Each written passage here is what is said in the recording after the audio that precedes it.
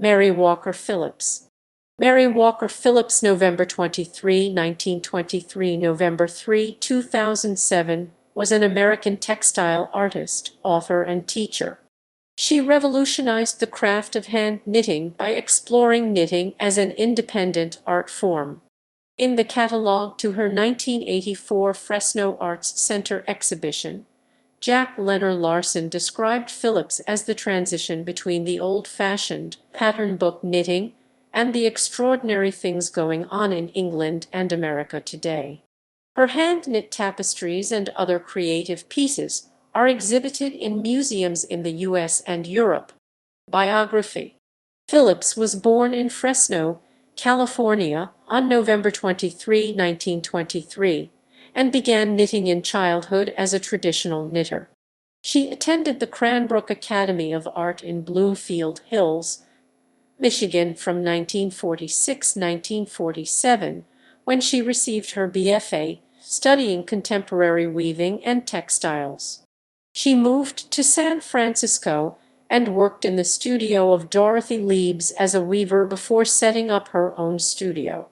Her talent was quickly recognized by the wife of architect Frank Lloyd Wright, who commissioned her to create interior textiles for Taliesin West, the Wrights' home in Scottsdale, Arizona. Later, she traveled to Europe before returning to Fresno, where she worked as a freelancer and teacher. In 1960, she returned to the Cranbrook Academy of Art to continue her studies in experimental textiles. She earned her MFA in 1963. She then moved to Greenwich Village, New York City. Work. Inspired by a friend, textile designer Lenor Larsen, she added knitting to her artistic practice. The Fresno Art Museum showed 100 of her works in 1964. The works included woven upholstery, tie-dyed blankets, wall hangings, rugs, knitted sculptures, and ceramics.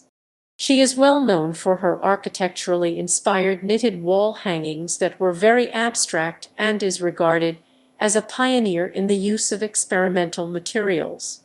These knitted art pieces incorporated unusual natural and synthetic materials such as linen, silk, paper, tape, leather, hair, asbestos fibers, seeds, fiberglass, and metals. Unlike past knitting forms, she strayed away from the usual patterns and instead created works that resembled tapestries and lace. As a Fellow of the American Craft Council, she is noted as being the first to acknowledge knitting as a form of artistic expression.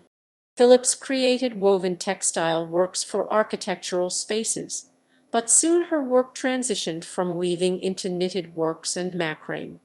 This shift in her artistic practice was an important part of the transition of the 20th century fiber arts movement that implicated the movement from utility to art. Besides being an important fiber artist, she was also an important teacher and taught at the New School for Social Research. Phillips is regarded as one of the most important fiber artists of the 20th century, as well as an important personality in the fiber arts movement and the advancement of the American studio craft. Books.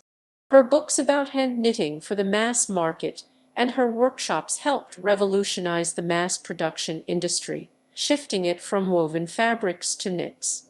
Previously, knitting had been limited to the creation of practical items such as sweaters. Her works and influence helped create the handcrafted DIY revolution. Lenor Larsen, a textile designer, wrote in the foreword to Phillips' book, "She has taken knitting out of the socks and sweater doldrums to prove that knit fabric can be a blanket, a pillow, a piece of art." She demonstrates that knitting is a creative medium of self-expression. Her works are in the permanent collections of the Smithsonian Institution in Washington, D.C., the Art Institute of Chicago, the Museum of Modern Art in New York, the Royal Scottish Museum in Edinburgh, Scotland, and the Cooper Hewitt National Museum of Design, Smithsonian, New York.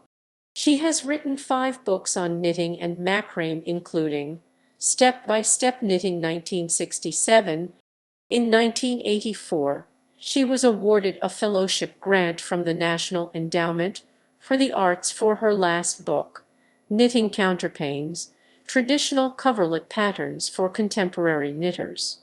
Death. Phillips died from complications of Alzheimer's disease on November 3, 2007, at 83. Works about Phillips. Her nephew John Phillips wrote a book about her family, The Good Intent: The Story and Heritage of a Fresno Family, New York, Magnolia Group Press, 2007.